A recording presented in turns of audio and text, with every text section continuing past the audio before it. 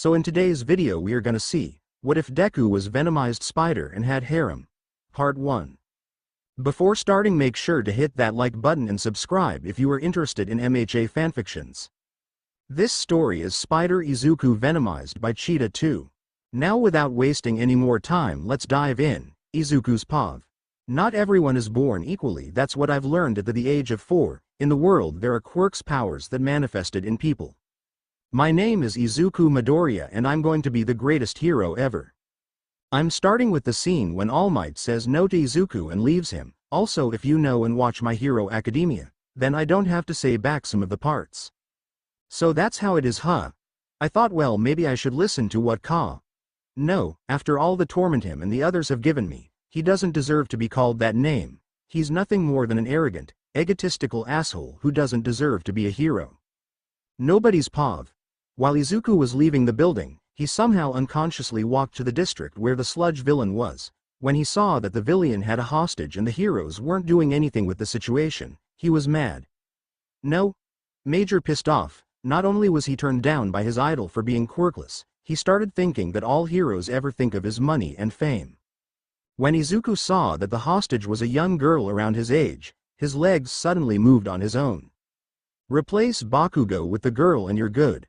After the situation was cleared, the girl was being checked out by the paramedics while Izuku is being lectured for running towards the villain. Izuku's POV.